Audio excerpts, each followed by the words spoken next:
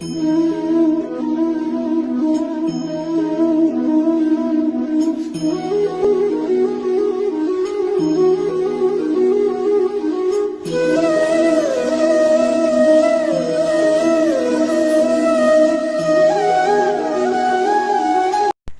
हर महादेव। कैसे हैं आप सब?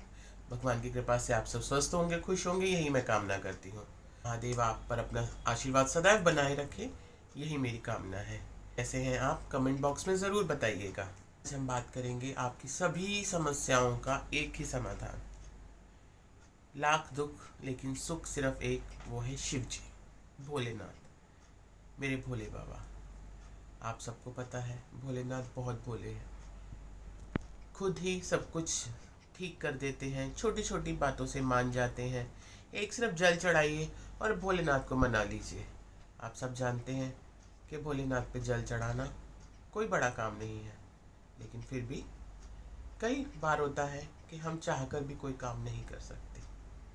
मैं हूँ आपकी एस्ट्रोलॉजर, वास्तुशास्त्री, चेहरा भी पढ़ती हूँ और हाथों की लकीरें भी पढ़ती हूँ।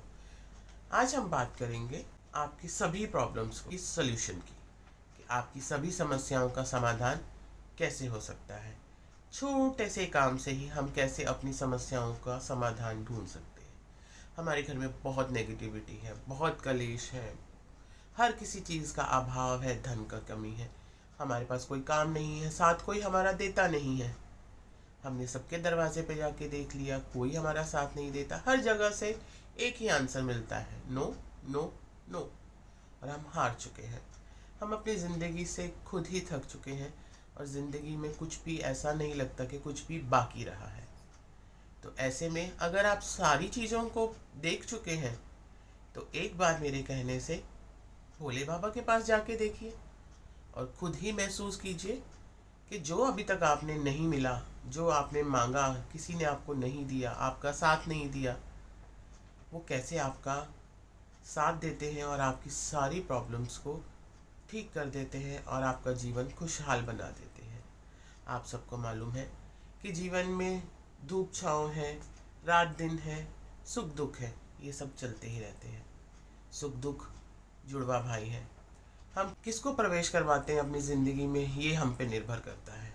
जैसे कहते हैं कि लक्ष्मी और अलक्ष्मी दोनों साथ आती हैं, लेकिन ये हमारे घर पर और हमारे घर के वातावरण पर निर्भर करता है कि हमारे घर में प्रवेश लक्ष्मी जी करती हैं या अलक्ष्मी करती हैं। इसी तरह सुख और दुख में से किसको प्रवेश हम अपने घर में कराते हैं, यह हमारे ऊपर ही निर्भर करता है। अगर हमारी सोच पॉजिटिव है, अगर हमारा विश्वास भगवान पर है, तो हमें कोई भी दुख कभी नहीं मिल सकता। दुख आते हैं और स्वतः ही चले जाते हैं, लेकिन इसके लिए आपको एक दृढ़ निश्चय और दृढ़ संकल्प करना पड़ता है। आपको कभी भी अपनी सोच को नेगेटिव नहीं रखना चाहिए। कोई बात नहीं, दुख आया है तो सुख ज़रूर आएगा। हम अगर सबके दरवाजे पर जाएं और हमें ना मिले, तो एक बार तो हम उसके दरवाजे पे जाएं जिसने सबको दिया है, तो वो हमें भी देगा। इसीलिए आज मैं बहुत छोटे 2 उपाय आपको बताऊंगी। अगर आपकी ज़िंदगी में हर प्रकार से अभाव ही अभाव चल रहा है, कुछ भी संभव नहीं लग रहा, कुछ भी ऐसा नहीं लग रहा कि यह ठीक हो रहा है, किसी का साथ नहीं मिल रहा, तो आज 2 उपाय करके देखिए। दोनों में से एक भी कीजिए, आपकी प्रॉब्लम्स जो हैं भोलेनाथ सब हर लेंगे। लेकिन आपको एक विश्वास रखना पड़ेगा। मैं या कोई एस्ट्रोलॉजर या कोई पंडित या कोई भी आपको अगर कोई उपाय बताते हैं, तो वो उपाय तब सार्थक होते हैं जब आपका विश्वास होता है भगवान के प्रति। अगर आप भगवान पे विश्वास रखेंगे तो आपके छोटा से छोटा उपाय भी कार्य कर जाएगा। लेकिन अगर आप ये सोच के करेंगे कि इन्होंने बताया था और हमें करना है, हमारी प्रॉब्लम्स का सलूशन मिल जाएगा, तो सॉरी, ऐसा कभी नहीं होता। हर किसी को हर किसी पे विश्वास करके ही चलना पड़ता है। अगर आप सामने वाले पे विश्वास करेंगे तो ही आपका विश्वास जो है वो पूर्ण होगा। अगर हम विश्वास करेंगे कि हाँ भोलेनाथ हैं और मैं दिल से उनको पुकार रही हूँ, तो स्वतः ही वह आएंगे और हमारी प्रॉब्लम्स को सॉल्व करेंगे। यह मेरे साथ बीता हुआ है, मैं इसको आप बीती बता रही हूँ आपको, कि मुझे ये मालूम है कि मुझे कोई दिक्कत हुई है और मैंने भोलेनाथ को बुलाया है, तो वो ज़रूर आएंगे। मेरा अटूट विश्वास है भोलेनाथ पे। मैं कभी भी किसी भी चीज़ से हार मांग सकती हूँ लेकिन भोलेनाथ के विश्वास को कभी नहीं हारना दे सकती। अटूट विश्वास है मेरा भोलेनाथ पर, और यह विश्वास भोलेनाथ हमेशा बनाए रखें, हमेशा अपना आशीर्वाद मेरे ऊपर रखें और आप सब पर भी रखें। मैं यही कामना करूँगी। आप सबको मालूम है, भोलेनाथ को हम जल चढ़ाकर भी बहुत जल्दी मना सकते हैं, लेकिन जब प्रॉब्लम बहुत बड़ी हो जाती है तो उसका समाधान भी कम से कम थोड़ा तो करना चाहिए, सिर्फ जल से नहीं होता। आज मैं आपको उपाय बताती हूँ।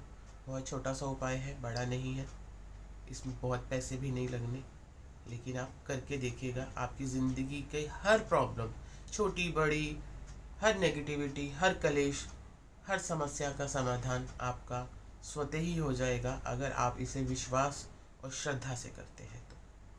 आइए अब बात करते हैं हमें क्या करना है। आप सबको मालूम है कि एक पौधा होता है, आग का पौधा कहते हैं हम उसको। उसे मदार का पौधा भी कहा जाता है, उसे श्वेतार्थ का पौधा भी कहा जाता है। यह तीनों नाम में एक ही पौधा है। श्वेतार्थ का पौधा अगर हम अपने घर में लेकर आते हैं, आपने सुना होगा, ये नहीं सुना तो मैं आपको बताती हूँ। अगर हम मदार का पौधा अपने घर लाते हैं तो मदार का पौधा एक ऐसा पौधा है जिसकी जड़ में गणपति जी वास करते हैं। और आपको पता है गणपति जी का मतलब है विघ्नहर्ता।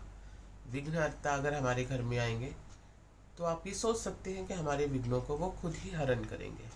अगर हम इसको एक शुभ मुहूर्त पर और एक शुभ दिन अपने घर में लाते हैं और स्थापित करते हैं तो यह हमें बहुत फलदायी होता है। अगर श्वेतार्क का पौधा, मदार का पौधा, आग का पौधा अगर ये 7 साल पुराना होता है तो इसकी जो जड़ होती है वो स्वतः ही गणपति जी का रूप ले लेती है। और अगर आप देखेंगे उस जड़ को निकाल कर तो आपको खुद दिखेगा कि वो गणपति जी का रूप है। इसको अगर हम सिंदूर लगाकर अपने मंदिर में रखें और पूजा करें नियमित रूप से तो हमारे घर में कभी किसी चीज़ की कमी नहीं होती। हमारे घर में कोई नेगेटिविटी नहीं होती, कोई धन का अभाव नहीं होता, किसी भी चीज़ की कमी हमारे घर में नहीं होती। हमारे घर में सिर्फ खुशियाँ ही खुशियाँ होती हैं। लेकिन इसे भी श्रद्धा और विश्वास के साथ अपने घर लाना होता है।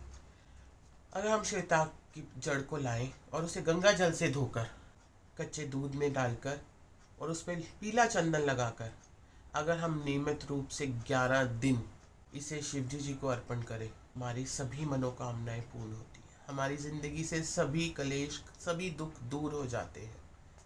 आप ये मत सोचिएगा कि हमें रोज़ नई जड़ लानी है। एक जड़ सालों काम करती है। आप लीजिए, उसे अर्पण कीजिए, वापस लाइए, धोइए, नेक्स्ट डे फिर कीजिए। लेकिन यह काम आपको शाम को करना है, साय के समय, दिन में नहीं। यह काम आप शाम को कीजिएगा। अगर हम 11 दिन तक यह करते हैं तो हमें स्वयं ही आशीर्वाद प्रभु का प्राप्त होता है और भोलेनाथ हमारे सभी विघ्नों को हर लेते हैं। और विघ्नहर्ता तो वो खुद है जिनके आप जड़ ले रहे हैं। तो वो जड़ अगर विघ्नहर्ता है तो फिर तो अपने आप ही विघ्न हमारे हरण हो जाएंगे। आप यह करके देखिएगा उपाय, आपको खुद अपनी ज़िंदगी में चमत्कारी बदलाव पता चलेगा। अगर आपका बदलाव हो तो मुझे कमेंट बॉक्स में ज़रूर बताइएगा जो भी होता है। दूसरा उपाय है, आप सबने शमी के वृक्ष को देखा होगा।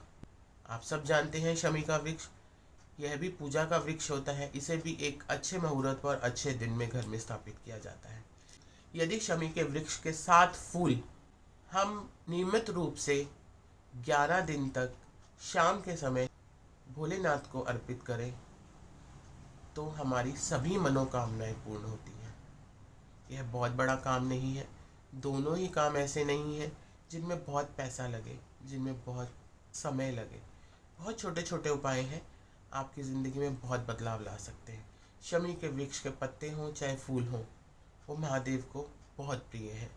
अगर हम ये छोटा सा उपाय करते हैं तो आप अपनी ज़िंदगी में बदलाव खुद ही महसूस करेंगे। बदलाव होने के बाद मुझे थैंक यू ज़रूर बोलेंगे कमेंट बॉक्स में, ये मैं जानती हूँ और विश्वास रखती हूँ। श्रद्धा से और विश्वास से उनको याद करेंगे, उनको पूजेंगे, उनको समर्पण करेंगे अपने आप को, तो वो आपकी इच्छा ज़रूर पूरी करेंगे।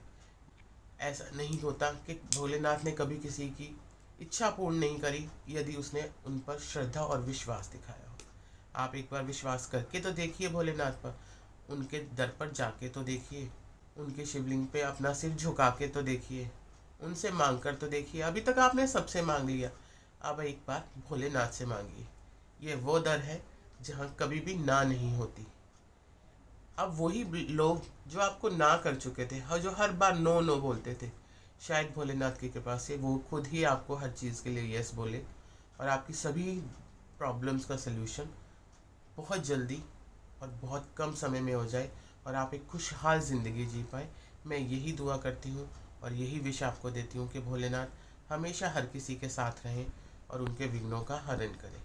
यह छोटे छोटे उपाय करके देखिएगा और अपनी ज़िंदगी में जो भी बदलाव हो मुझे कमेंट बॉक्स में ज़रूर बताइएगा।